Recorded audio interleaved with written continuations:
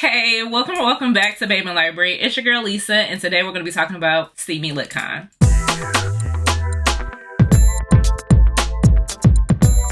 I cannot believe the time has come for me to tell you about my experience with Steamylit Con. I honestly believe that I had been talking about this for months ad nauseum, to the point in which if I were a subscriber, I'd be sick and tired of me. And so hopefully this is going to be one of the final few times until 2024 that you'll hear me mention Steamylit Con. But honestly, it probably won't be because I'm obsessed. If you don't know, Steamylit Con is a romance book convention that centers the romance experience, but from the lens of diversity. Steamylit Con had it covered. Like, they had mental health awareness panels. They had genre-specific panels like Morally Gray. You've had discussions on queer joy. You had discussions on Ask Me Anythings for people that want to get into the business of writing or publishing, whatever you may want to experience or whatever you were looking for. Honestly, this conference provided. And what was so special about this is that this was the first conference that they've ever hosted. So Mel and Cookie and her entire staff over at the Steambox decided to put on this convention for readers like myself that wanted something, but wanted to experience their first convention, which I would say as my first convention, this was all I could dream of. This had so many different discussions, as well as topics on the panel about sexual wellness, about anti-Blackness, right against the purity culture. You name it. I think that I got my entire life, and I've got 1,000 books to show for it. I mean, I was spending money like I had a billionaire boyfriend to sponsor me, and I don't. So let's go ahead, talk about some of the things that I received, as well as just my experiences talking with the authors. Before that, I will say I have finally got to be the girly that has like the lanyard that has everything. So everyone that attended got a lanyard with their name, as well as they could put their social media handle on if they wanted to. And then, of course, as you all have seen, each one of the authors were giving away little ribbons that you can put on here. So you've got I Read Books That Bang by Nikki Sloan. She also had Tell Me I'm a Good Girl for her newest book that's coming out. One of the things that you're probably seeing all over the social media internet right now is the 23 for 23 challenge, right? So the challenge that was put on by Nisha Sharma, Nana Malone, Adriana Herrera, and a few other authors is for romance readers or readers of any kind to read diversely. In the year of 2023, the challenge is for you to read 23 books by BIPOC authors, right? So that would be Black authors, that would be Hispanic or Latino authors, that is going to be Indigenous authors, it's going to be Asian American authors. Please make sure that you all are reading diversely in 2023 and beyond. We know that people are reading 100+ books a year, but what does that reading look like? There is a whole discussion about there being people that add on books by BIPOC authors onto their TBR and never read them. In essence, that's not doing the authors any justice. That's not doing the reading community any justice, because we're not getting that feedback. We're not getting that exposure. We're not getting those social media ad or posts. So 23 for 23 is one of the things that was really hyped on and sparked at Steamylit Con. And of course, being a diverse reader myself, I've already met this challenge and probably will meet it again before the end of the year is up. In addition to that, they did a wristband, which I think they did the wristbands extremely well at Steamylit Con. They made sure that everyone was able to see the authors of their choice. I don't think that there was an author that I went to see that I did not get to meet. Even so far as to say, I got into Christina Lauren's line and I received the last wristband at 490, and still people were coming after me. So the one thing I can say about this experience, you had over almost 200 authors in one convention, and you were able to see everyone maybe more than once. So they did the wristband portion exceptionally well. I'm so glad that my lanyard is looking like I'm one of those convention girlies, because I am now, and I highly recommend if you're interested in going to Steamylit Con in 2024, they will be having it again in California, Anaheim, California to be specific. Now, let's go ahead and talk a little bit about the books that I received. In addition, I'll talk to you about some of the conversations. This is going to be a long video because I damn near have 100 books that, whether it be I brought them You know what? That's a bit much. I'm going to say 75. I've got at least 75 books, whether I brought them with me or I purchased them. So buckle up, settle in, we're going to get going. But before I talk about books that I purchased, I will say in the bag, you got a vibe. So if you know the Steamylit group, you know that in addition to the books that they provide to you in their subscription, you also get to pair it with a vibe of your choice. And not only did I get the one in my bag, but you have Satisfier, which is one of the sponsors of the convention. They were also doing giveaways where everyone was a winner. And baby, I won heavily. So I came home with not one, but 2 vibes. You got a nifty bag, which I have over there. You've got a shirt, you've got your lanyard, plus 3 books. So one of the cool things about it is they packed different books for different bags. So whether you wanted the books that you got or you were able to exchange them, there was an option for you because everyone had something a little bit different. So for the 3 books that I got from my bag, I did not switch. I was like, let me go and be open and see if I'm going to read these and like them. So the first one, this one is going to interest me because it is a fake relationship boss and secretary, I believe, which you know is my jam. So that is going to be Marriage Bargain with Her Brazilian Boss by Tara Pami. So this was one of the first things that I got into my bag. The next thing, which I do love a queer romance, I've got Never Been Kissed by Timothy Javanonsky. This is Never Been Kissed, which is one of my favorite books, but it is the male perspective. They are also employees with one another. They work, I believe, at a movie company or a movie theater, and this is going to be their romance. And if this is anything like the movie with Drew Barrymore, I'm going to eat it up. And then the last book that I got in my bag was an author that was supposed to be at the convention, but for whatever reason wasn't able to attend. They still allowed for us to get books by them, which is going to be by Kathy Yardley, and that's Gouda Friends. Okay, so these are the 3 books that I got into my bag. So as far as some of the highlights of being at a convention like Steamylit Con, you've got the mixing and mingling of everyone, whether that be authors sitting with readers, you've got social media gurus that are sitting with publishers, you name it. This is an experience for everyone to come together and to enjoy. No status, no clout, just vibes and a good time and having a love for books. So in that, I had a really cool experience of meeting authors and sitting with them. So I was able to sit with M.A. Wardell and Anita Kelly at breakfast, which in turn inspired me to go to the Queer Joy panel that they were hosting. So M.A. Wardell was hosting panel with authors that are of the LGBT community to talk about their books, what they like to see, what they hope for out of the publishing community, what they want more in books that represents the LGBT stand. I absolutely adored that. We even got the chance to, which I can't say happened in every single panel, but he stated, hey, I want to hear from you. This is not just a panel where we're going to sit here and talk. M.A. Wardell came out into the audience, allowed us to ask questions, allowed us to give book recommendations, and in turn, it was just a healthy, organic conversation between the panelists and between the attendees, which I absolutely love. After that, I wanted to go to, like, one of the things that I knew I had to go to was Out of This Worldly Smash, which was the monster romance or alien romance panel. And it had some of my absolute favorite people. This was phenomenal. I got my entire life and then some in that panel. I had friends in there. Everyone was so nice, not only just the panelists, but the people that were in the room, the attendees, people in the room just giving away and swapping bracelets, giving away stickers, you know, sharing the joy and love for monster romance.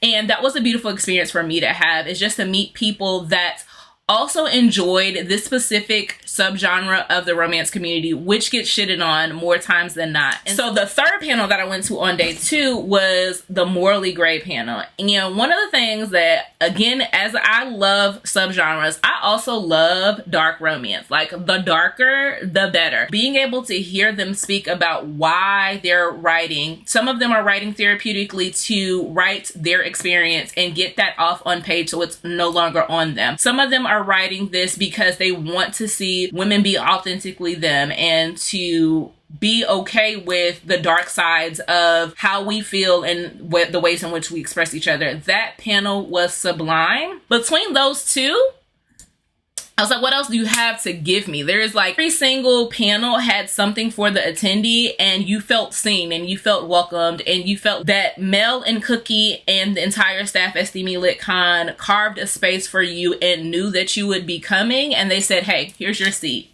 Sit, enjoy, feel welcome. And so that being said, let's go ahead and jump into the authors, because like I told you, this is going to be an exceptionally long video and I've got a lot of books to go through at least. So one of the most recent books that I read was Taken to Nobu, which I was like, I absolutely love and adore Kiki. Like, I need this signed. Please sign it to me. She signed it. She gave like these beautiful bookmark. And this one says, "You are a warrior queen," which I stand. Kiki is literally a warrior queen.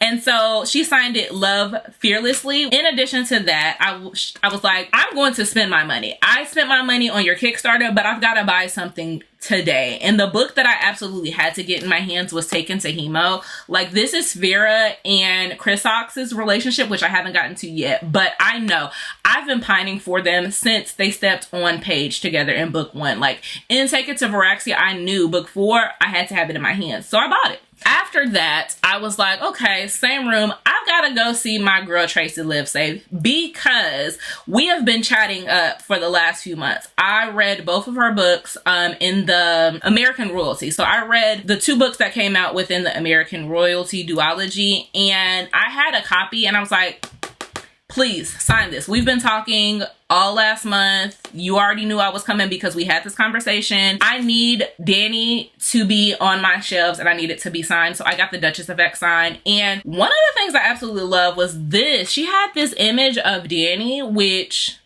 baby, is stunning, beautiful. After seeing Tracy, I was like, okay, literally the book that I read on the plane, the author is here and I need to have it signed, because we've just went on this journey to get here, literally journey to get to California together. I think that she needs to know this, and that is going to be Sweet Hand by N.G. Peltier.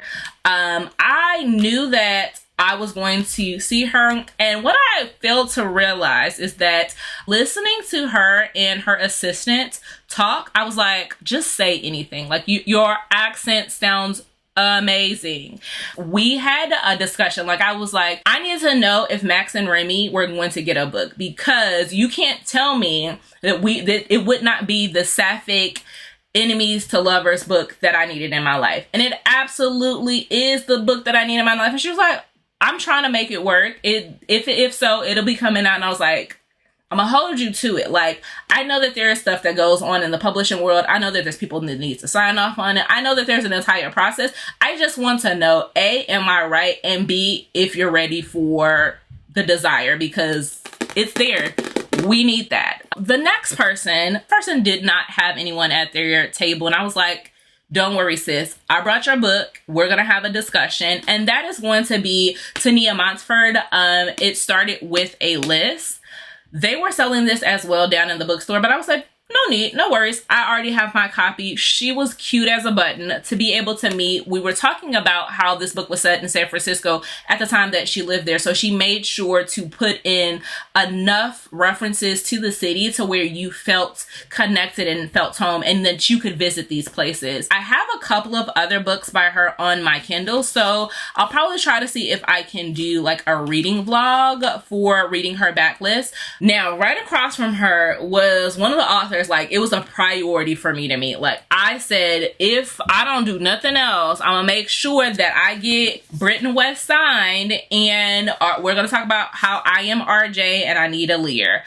And that's gonna be Denise Williams. I went over to her table and we were chit-chatting 4 minutes because I just like word vomited all over her. And I was like, hey girl, this first 5-star of the year that I read, Britton West is probably my favorite couple of hers, and I've read plenty of her books, but this one being the first book I read from her, actually the second book I read from her, this is one I was like, it don't get no better. Like, this is top tier for you, Denise. And then we talked about how RJ is very much me, and how I was like, yeah, I started to self-insert myself into this book, and then when it was time for us to apologize, I was, swallowing, my words, which were her words, and how I felt yeah, this one told me a lot about myself. Now, one of the people who has been having a stellar year, debut book came out, line was around the corner, everybody loved it, including myself, was going to be Julie Soto.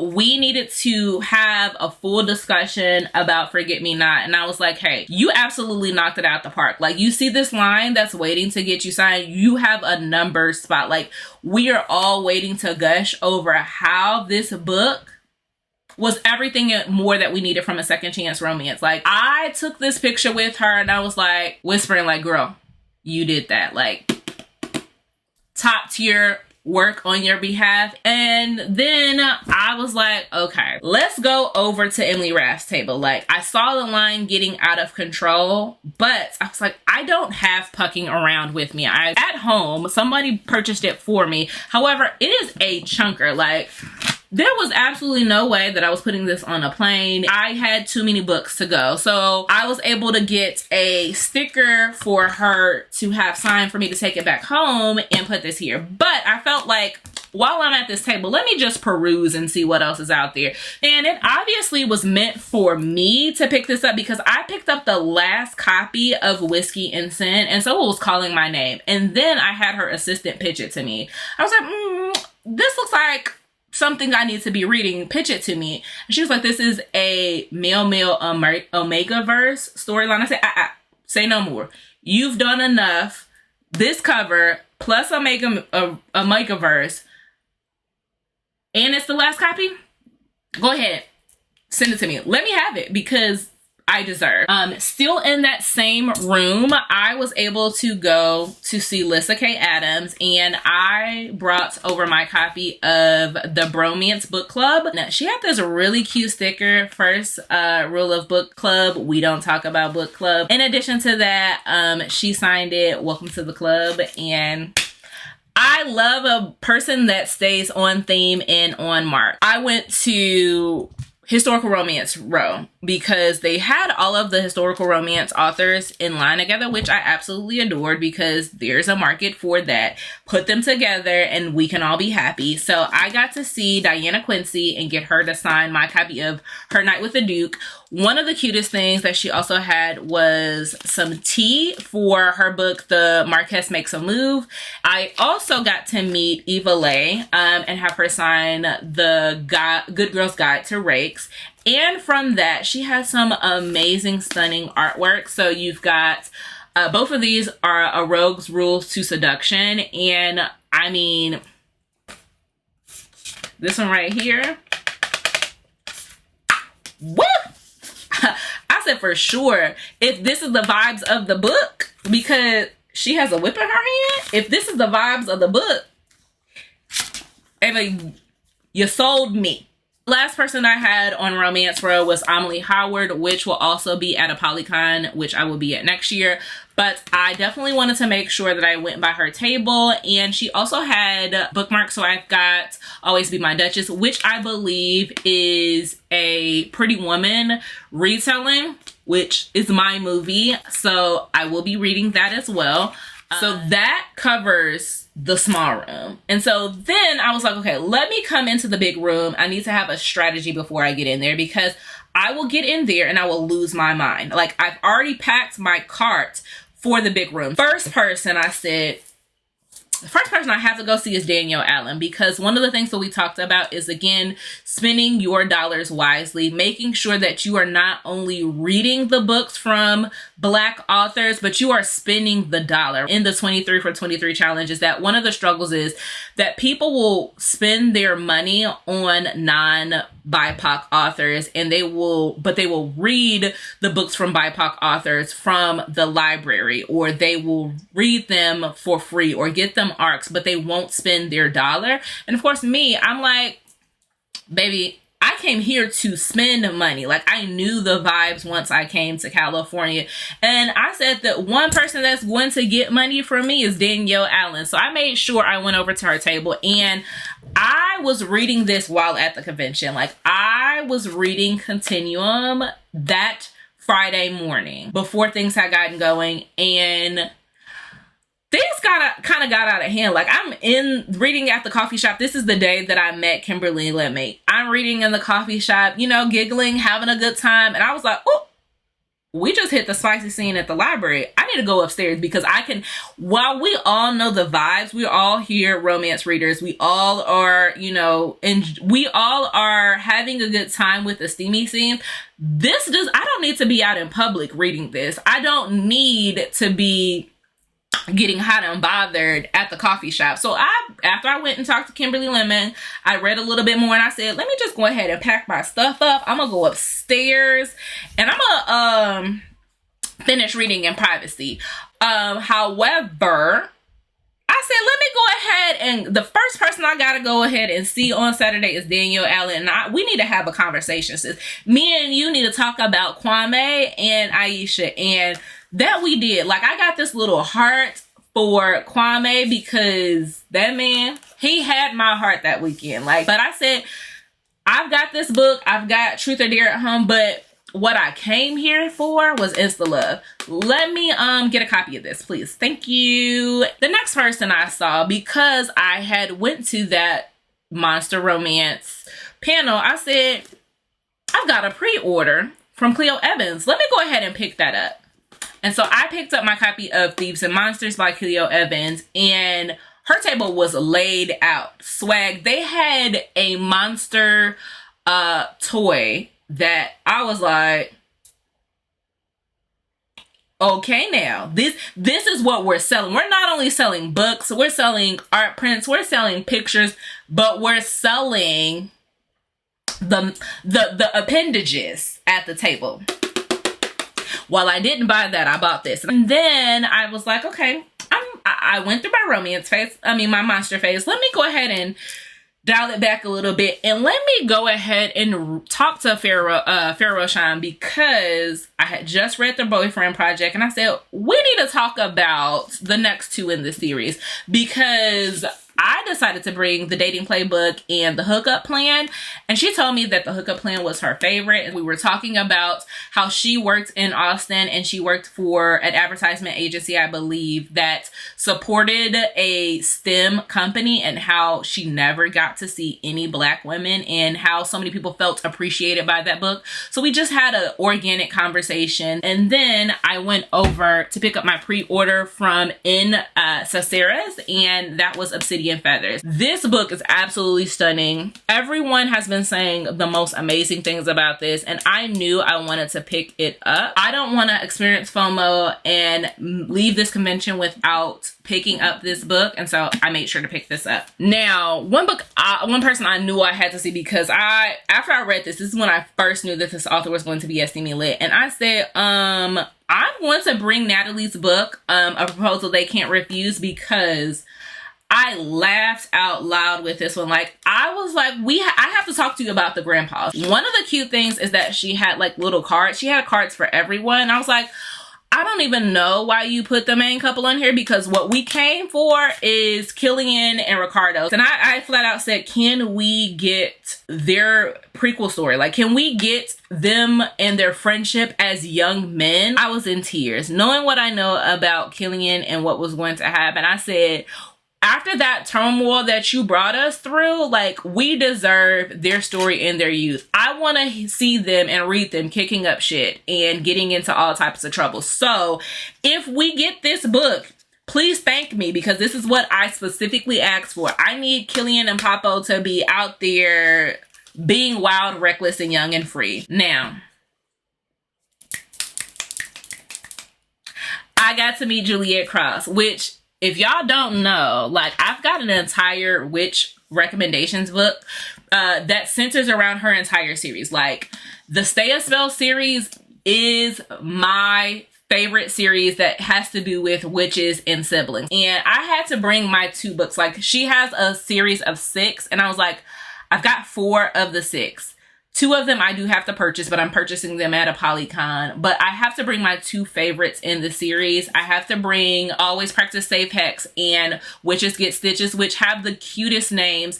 I have to bring these 2 because we need to have a conversation. And I was letting her know when I went to the panel and she was speaking, like, that one solo, woo, in the crowd when we talked about a podcast, like, that's me. I'm that girl. The girl that has been standing for you since day one. When you first released Wolf Gone Wild, I was eating it up like cotton candy. Like, I'm just, nom, nom, nom, nom, nom. Give me more, give me more.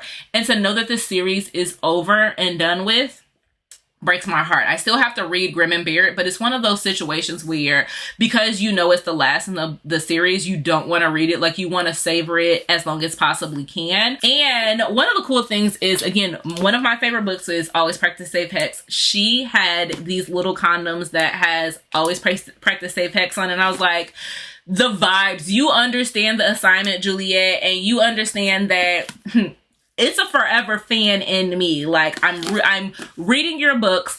I am listening to your podcast. If you wanted to do something else, baby, I'm gonna support that too. Now, continuing on. This is all still in day one. Again, I'm gonna have to figure out a way to edit this video, but we're having a good time. So, I got to meet Nala K, y'all, and y'all can be jealous all you want to, because I picked up my pre-order of For the Fans, and she signed it saying Angel Baby.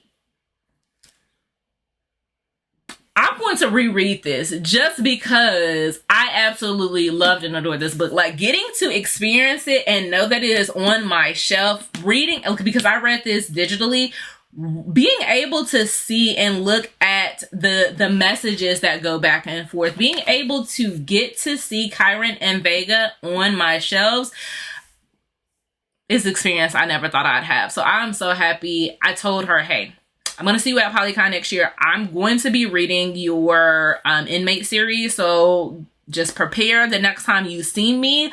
I'm probably going to be going gaga over that series. And we talked about one of her other books that I was like, ooh, I don't know, girl. She was like, you can do it. I said, okay. By the next time I see you, instead of me just picking up one book, I'm going to be like 4 or 5. Now, I said, you mean to tell me Rebecca Weatherspoon is here? I literally went over and said, hey, do you have a copy of Treasure? And we had a whole conversation about how that could never be put in print and how the publisher... I said, we need to figure out a way, because I have to have Treasure on my shelf. So every time I see her, I'm going to be like, hey, how about now? How about now? Still no? Still no. Do you have a copy? What can I do to get a copy? But the copy I did bring was Zinni, because she wound up even taking a picture, because I tabbed the hell out of this. Like, y'all know, when I read Zinni, again, I think it was this was the year I read this. This was one of the first 5 stars of the year that I read this. And I said, baby, you put your foot, leg, torso, you wrote for filth with this book, literally for filth. And I loved it. In addition to that, I was able to get like cute artwork for Mason and Zinni. Like, this is the vibes. I was like, adorable. Like, put these two next to each other, like hair poof ball with a pineapple. Come on, Rebecca. Now, I then went over and I got to see Zio Axelrod. I had read this book probably a month or before Steamylit Con, and I walked over and I said, hey, is there any way that I can get an early release of Kayla's book? Like, I know it's coming out in February of 2024. I love the lilies, and I am ecstatic, over the moon, jumping for joy that Kayla is getting her book. Please, if you see it in your heart to be able to release it early or to be able to give us a sneak peek, please consider me, because she's probably one of the funniest characters.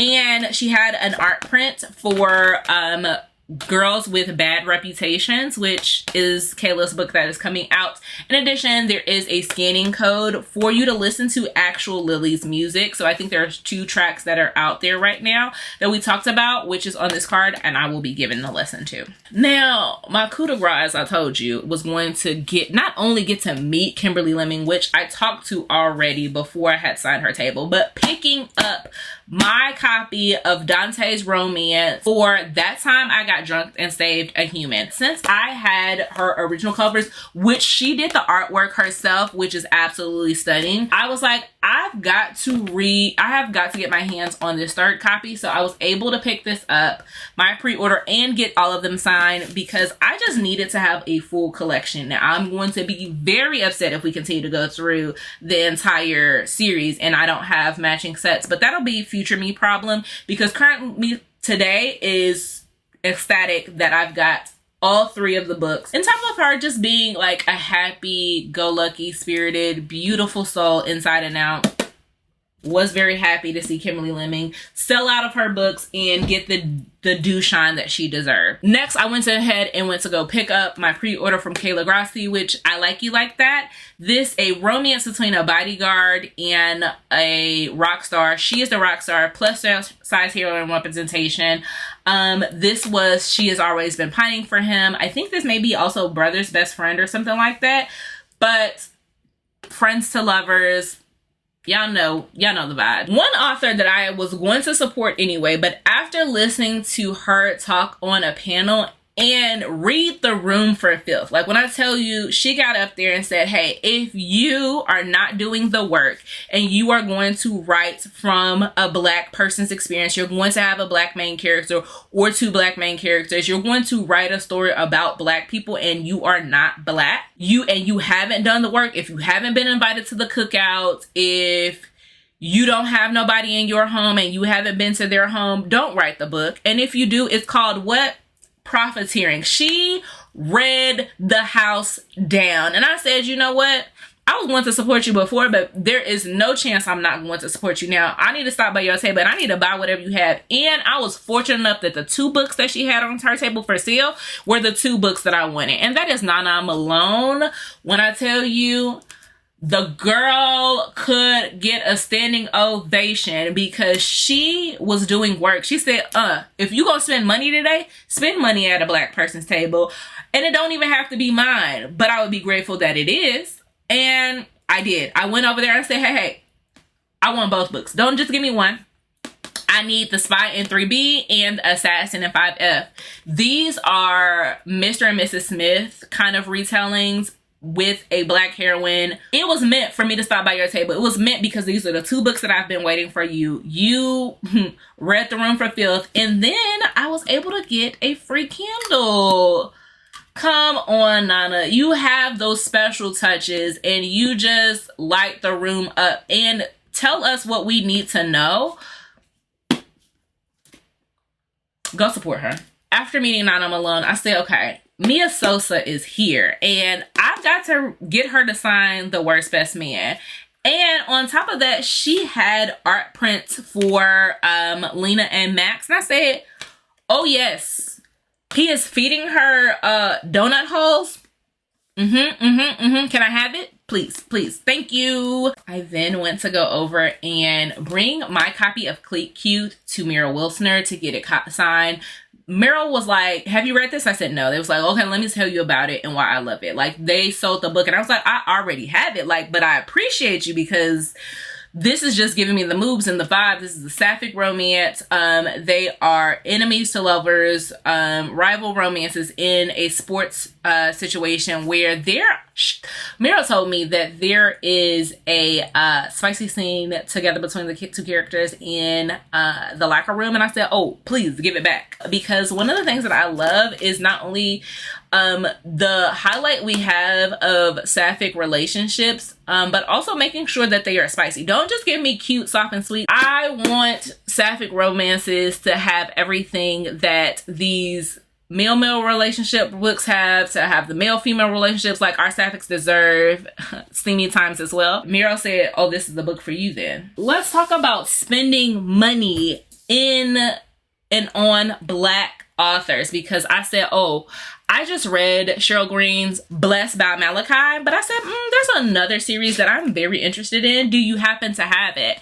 And she said, oh, yeah, I got it. They're $10. And I said, okay, I've already got this copy on my Kindle, which is Grown Folks Confessions. She said, oh, well, let's talk about it. Let's talk about the series. And she was like, oh, this is my steamy, spicy, everything smut collection. If you like this, let's talk about some of the others. I said, oh, you don't have to do that. I'm here to spend money. Tell me what you got. and I got the entire collection. And because I raved, hooped, and hollered, and we sat there and had a conversation, she threw in a free book. She threw in the final book in the Crown Legacy series, which is A Throne for Pharaoh. And you best believe not only am I going to read this, but I'm going to read the other 4 that comes before it. So when I tell you, I went ham with her, and we just had a good conversation. The vibes were felt. It was mutual love for Black authors, Black romance, seeing and having a Black ass time with a Black ass experience. I said, oh yeah, pack it up, because I'm buying it. Yes. Thank you. Then the last person I got to see that day was Nikki Sloan. And I said, I'm currently doing a video on older women, younger men. And so of course you should know that I am bringing to you the pool boy. And so I got that sign. I also said, let me get the frat boy, because I've been hearing nothing but good things on this one. And the other book that I wanted in the series, which was The Architect, was sold out. I understand why. So I couldn't get that one. So I was like, okay, let me get the frat boy. Let's talk about day 2. So the first person I said I needed to see that day was Adriana Herrera. And I absolutely made sure I made that dream come true. In addition to that, I was going to tell you something, but it's not safe for consumption. Just know it's some spicy things in here, which we love to see. We also have a sticker that says unhappy endings. I believe Adriana had her daughter there as her assistant, which I thought was the most adorable thing. Now, the other book that I started to read at the convention, in addition to Continuum, I was like, oh, I'm going to meet Karina Halley, and I've got My Life in Shambles. I was not prepared. I did not get to finish this on the trip, because had I finished this book, and I finished it since I came back, but had I finished this, I would have been a wreck. I would have just been sitting there crying, sobbing. People would have been like, damn, is she okay? Is something the matter? I would have been in Karina's face like, this book right here. Baby, had I known then what I knew now, I would have given her the biggest hug and let her know you wrote to where you not only took my money, but you took my heart, my tears. You took everything that I had to give, because you left everything on the table with this book and said, hey, here you go. Have at it. This book right here broke me. And had I known, me and Karina's conversation would have been completely different. But it's probably better that I didn't know, because I would have been crying right in her face. I got to meet Ashley Herring Blake, and we had a fantastic conversation. There was absolutely nobody's at her line at the time, and so I just knew it was meant for me to sit here and to like chat up a storm. Like, we were talking about how this has the most realistic representation of single motherhood and dealing with man children for your father of your children. We talked about how I felt about Astrid, and she said, hey, let me just go ahead and sell you on Astrid books. I understand. When I was writing her, I felt the same way. Like, we were just having a good conversation about this book, and I said, but I need to get to Iris, because Iris is the best friend that we all should have. She was like, yeah, you right. The next book I picked up as my pre-order, because I had read this and I had gone back and forth about whether or not I was going to get it. And I was like, absolutely got to get it, because the cover is stunning. That is Lust by Drathi Annis. This is a retelling of the Book of Tobit, which I did not know was a thing at the time. And I also told the author, I said, yeah, I love this. What else do you have? And they talked about their latest book, which I'm going to be getting an email of the copy of it. I think it's like 500 Nights of Summer or something like that, which is also a retelling of, I'll put it down below of what the retelling is. Like, I'm going to get my QB collection up, and the one book that we had on the table that I knew I wanted was Love Unexpected. Like, this, I said, oh, I've got to buy it. Look at this. I absolutely love it. I have been seeing people own this and on their shelves and wreck it. And I was like, can I have it? Can I? And so QB Tyler is a relatively new author to me as far as the reading the books, but following her and looking at all of the things that she produces, I'm pretty sure everything, I was in line selling her books, not even having read them, just knowing the tropes, knowing the vibes. I was like, oh yeah, somebody came up to me and was like, oh, can you tell me about this author? I said, sure, let me tell you while everybody else is getting their book signed. What do you like? Do you like bodyguard romance? Try this. Do you like step sibling romance? Try this. Do you like marriage in trouble with a little bit of a cheating trope? Try this. Like, she's got it all. Teacher student romance. I'm reading down the tropes knowing that I still have all of these books to read, but I enjoy QB Tyler's personality in terms of her social media presence. I love the tropes that she's putting out there, and I love that they're all centering Black women. So of course I was like, let me pick this up. Can I have this signed? Going to that Morally Grey panel really did a thing for me, and I had already brought one book and had a pre-order, but I knew that I was like, oh, I've got to meet this adorable woman. Like, she came and she was dressed as cute as a button, but knowing the darkness that lies within her, I said, oh, Marie, me and you, we've got some things to talk about. So I picked up the special edition copy of Syndicate of Sins. This is a reverse harem that I knew everyone was like, this is the one to be. And so I was like, okay, let me get this one in the special edition copy. I had already had a physical copy that I was gifted for the original copy of Skeletons of Societies. Me personally, I know these two books are in the same series, but they're not the same book because I did not get the special edition of Skeletons of Society. But I do not mind as long as I have both of them on my shelf. We support women's rights and women's wrongs in this house, and so I wanted to make sure that I had both of these signed. The author that I brought the most books to the convention, and I probably would have brought more if I thought that that was socially appropriate, but I did not want to hold up an already long line. Y'all know. If you want to take a guess, put it down in the chat who you think it is. But I'm going to tell you now, it was Kennedy Ryan. I said, oh, I'm going to bring Will. I'm going to tell her, hey, I'm entitled to compensation over the hurt that you provided me by this book. But if you want to write something like this again and make me cry, if you want to give me more, I will take more.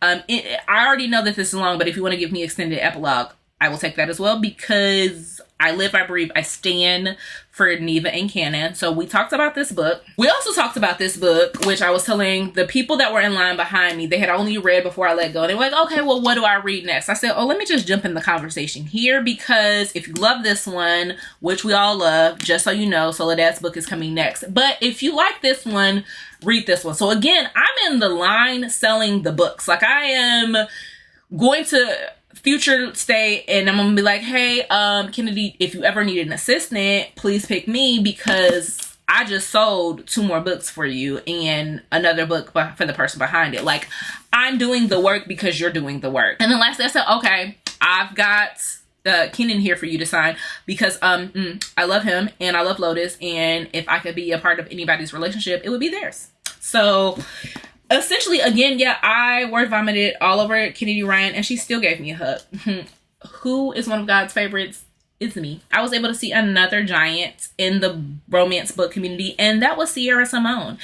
I got Sierra Simone to sign the original copies of Saint and Sinner. I also had Priest, but I did not bring it with me, not knowing that she actually said people could bring 7 books to her table. Had I known that, we would have been having a completely different discussion. I tried to be respectful of people's time, appreciate and understand that signing these books hurt your hand. So I thought I was being, understanding, but I played myself, and so I only got Saint and Sinner signed, but she was also giving away salt in the wound, and I was like, yes, please, I will take this copy for you, because I will be reading this book as well. After that, I was like, okay, I also, after going to the Queer Joy panel, I said, listening to this author and listen to them talk about their books, let me know, I wanted to support them. But I also told myself that I wanted to read more sapphic romances. And as you can see, I've got a couple in my stack that I have read. But I said, oh, this person is Latinx and they write steamy sapphic stories. I'm going. And that's JJ Aris. And I was going back and forth between what I wanted to pick up from her, and her and her wife were there, and they were so cute. They were just so happy to be talking about their books and the experience and the love that they were receiving. So I said, okay, you sell me on which one, because I'm leaning to these 2 over here, but sell me on which one, which this was not one of the 2 that I was planning on picking up. But she said, oh, if you like steam, this is the steamiest book that I got.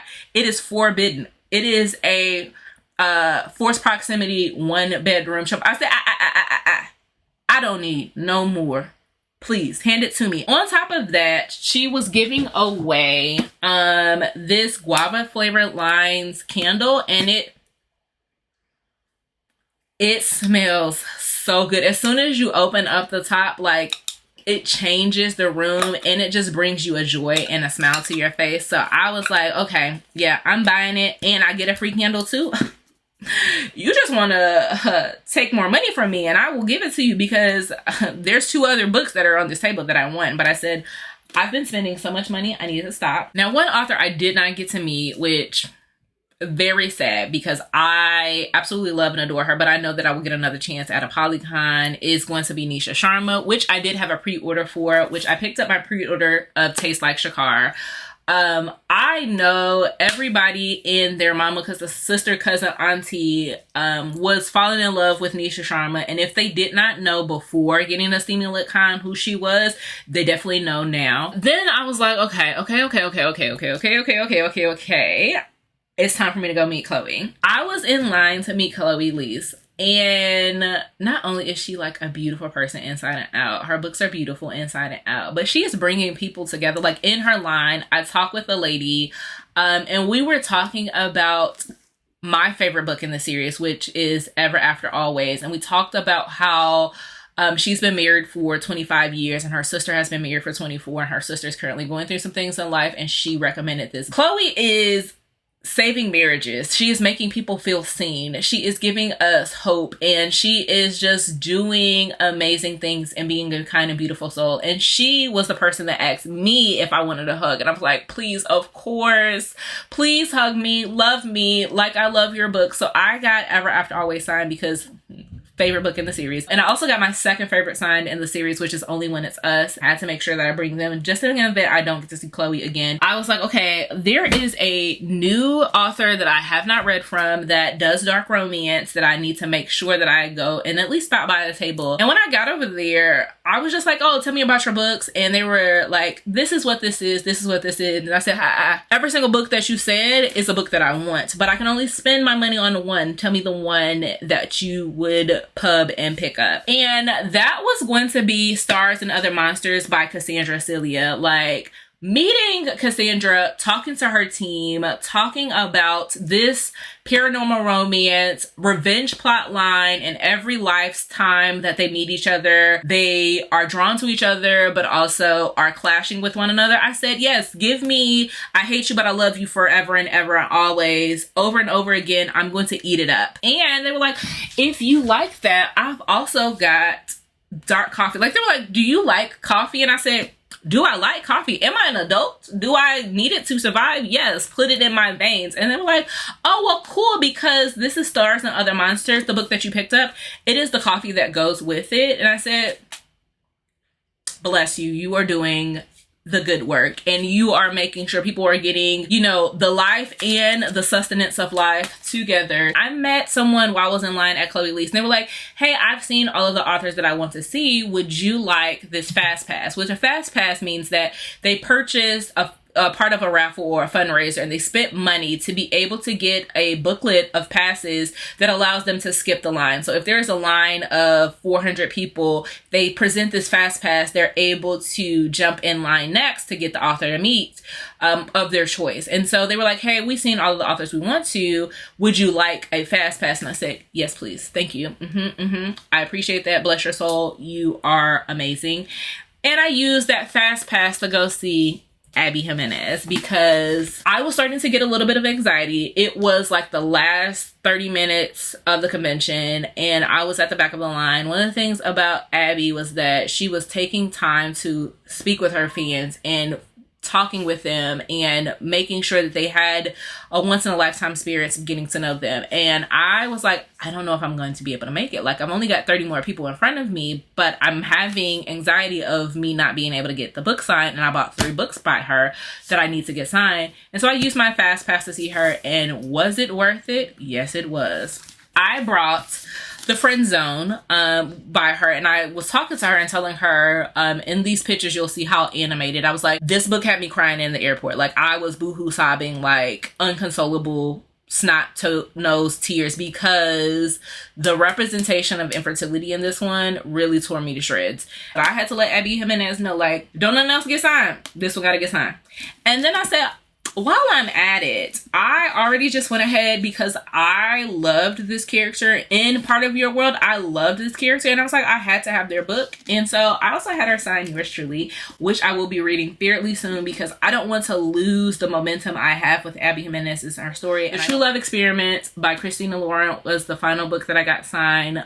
They were getting ready to leave the conference because, of course, one of the things, if you don't know, there was a projected hurricane for California and flights are being canceled left and right. These authors had other events and places to get back to. So the authors were trying to wrap it up and make sure that they gave everyone the attention that we paid for and came to see, while also making sure that they did the best that they could to take care of for themselves and to make it out of the city. So I was so happy that Christina Lauren allowed me to be one of their final people to get the book signed. And so that is all of the stacks and stacks and stacks and stacks of books that I either bought or purchased. The experience that I had at Steamylit Con, again, this convention is like no other that I've heard, and it was exceptionally well organized. It was amazing experience. I'm so happy that this was the first experience of a convention that I went to.